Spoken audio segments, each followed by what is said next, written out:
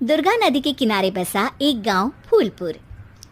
गांव में कुछ 100-150 लोग रहते थे। अंजलि, जो कि पास ही के जिले में रहती थी और 12वीं पास कर चुकी थी, उसके पिताजी ने बेटी को जल्दी विदा करने के लिए उसकी शादी फूलपुर गांव के मुकेश से करवा दी थी। मुकेश कभी स्कूल नहीं गया था और इस कारण वो पढ़ा लिखा नहीं था और बाकी गांव वालों की हालत भी मुकेश जैसी ही थी। मुकेश के घर में उसके माता पिता भी रहते थे। सासू माँ, मैं बाहर मंदिर तक जा रही हूँ, आधे घंटे में आ जाऊंगी। अरे अभी कहीं जाने की जरूरत नहीं है, चुपचाप जाके रसोई में रात के खाने की तैयारी करो। और ये घूंघट क्यों हटा लिया है तुमने? क्या पता नहीं कि इस गांव में औरतें बिना घूंघट के नहीं रहती? रात में अंजलि छत पर जाकर अपनी मम्मी से बात कर रही होती है। तभी गांव की 3-4 औरतें उसे देख लेती है और दरवाजे पर आकर उसकी सास से शिकायत करने लगती है। और क्या हुआ? अरे छत पे तो देखो, आपकी बहू मटक मटक के किसी से फोन पर बात कर रही है, दिन भर फोन पे लगी रहती है। अरे कल तो मंदिर के पास वो क्या कहते हैं, सेल्फी ले रही थी। शहर की बहू रखना अच्छा शान की बात है, पर देखना इसके लक्षण से ये तो तुम्हारे परिवार को बदनाम ना कर दे। ये पहली बार नहीं था जब सास से गांव के लोगों ने अंजलि की बुराई या शिकायत नहीं की हो। अब तो ये रोज की बात थी। अंजलि ये सब सुन लेती है। जब वो नीचे जाती है तो मुकेश भी वहां आ जाता है। सास कहती है, बेटा, लोग घर आकर शिकायत करने लगे हैं बहू के कामों की, देख लो। पति हो, संयम से रखो इसे।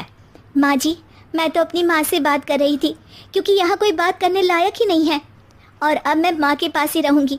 वहाँ क्या रहना, वहाँ बाहर के लोग तो ठीक है पर घर के लोग भी इज्जत ना दे सके। अरे नहीं नहीं अंजलि, ऐसा नहीं है, धीरे धीरे सब ठीक हो जाएगा, तुम फिक्र ना करो। अरे बस कुछ बोलना ही नहीं है, सर पे चढ़ा रखा है बहू को। सास मुकेश की नरम बात सुन के वहाँ से मुंह चढ़ाकर चली जाती है। मैं तो कहती हूँ हम दोनों शहर चले जाते हैं। मैं पढ़ी लिखी हूँ, मुझे वहाँ नौकरी भी मिल जाएगी और थोड़े दिनों में आप भी वहाँ कुछ काम ढूंढ लेना। अरे नहीं नहीं अंजलि, हम यहाँ ना गांव का खेत, माँ पिताजी को छोड़कर शहर नहीं जा सकते। माँ पिताजी को कैसा लगेगा और गांव वाले क्या सोचेंगे? ये कहकर मुकेश सोने चला जाता है और अंजलि की गांव वालों द्वारा बुराई का सिलसिला बहुत दिनों तक चलता ही रहता है। लेकिन अंजलि गुस्सा ना दिखाते हुए समझदारी से काम लेती है। बारिश का मौसम चालू हो जाता है। जोरदार बारिश से पूरे गांव में हाहाकार मच जाता है। दुर्गा नदी में बाढ़ आ जाती है और बाढ़ का पानी पूरे गांव की फसल तबाह कर देता है। फसल की ये हालत देखकर गांव वाले निराश हो जाते हैं और बात तो यहाँ तक पहुँच जाती है कि कुछ लोग तो अंजलि को इस सब का दोषी ठहरा देते हैं। अरे पूरी फसल तबाह हो गई, पता नहीं किसकी नजर लग गई है।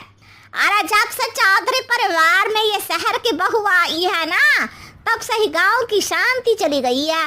इसके कर्म कांड से माँ दुर्गा नदी भी खुश नहीं है। ये सब सुनकर बेचारी अंजलि रोते हुए अपने घर चली जाती है। कुछ दिन बाद सभी गांव वाले अपनी फसल का मुआवजा लेकर अपने अपने घर आते हैं। मुकेश भी 1500 लेकर आता है। अंजलि को जब पासबुक दिखाता है तो अंजलि हैरान हो जाती है। अरे, ये पासबुक में तो उन्होंने 4000 की एंट्री करी है और आपको सिर्फ 1500 दिए। सच में? अरे वो सरकारी अफसर आपको बेवकूफ़ बना रहे हैं। सरकार की तरफ से हमें 4000 मिले हैं लेकिन बाकी का सारा पैसा खुद ही खा रहे हैं। आप लोग के अनपढ़ होने का फ़ायदा उठा रहे हैं। ये सब सुनकर मुकेश परेशान हो जाता है लेकिन अंजलि उसे हिम्मत से काम लेने को कहती है और सुबह होते ही मुकेश को पंचायत कार्यालय ले जाती है और साथ में गांव के और लोगों को भी। आप सरकारी बाबू क्या गांव के लोगों को बेवकूफ़ समझते हैं? आपको क्या लगता है ये पढ़े लिखे नहीं है तो आप कुछ भी मनमानी करेंगे? ये बेचारे दिन रात इतनी मेहनत करते हैं, ये हमारे अन्नदाता हैं और आप इनके साथ ऐसा धोखा करते हैं। अरे क्या बके जा रही है ये लड़की, किस धोखे की बात कर रही है? अपने कांड करके नदी माँ को नाराज करके हमारा नुकसान करके इसे चैन नहीं मिला क्या? सरपंच जी, इन सरकारी बाबू ने मुझे बेवकूफ़ बनाया है और मेरे हिस्से के पैसे खुद चट कर गए। बस ये सुनते ही सरपंच वहाँ से दुम दबाकर भाग जाता है पता चलता है कि जनपद अधिकारियों ने गांव के सरपंच के साथ मिलकर सबके साथ धोखा किया है।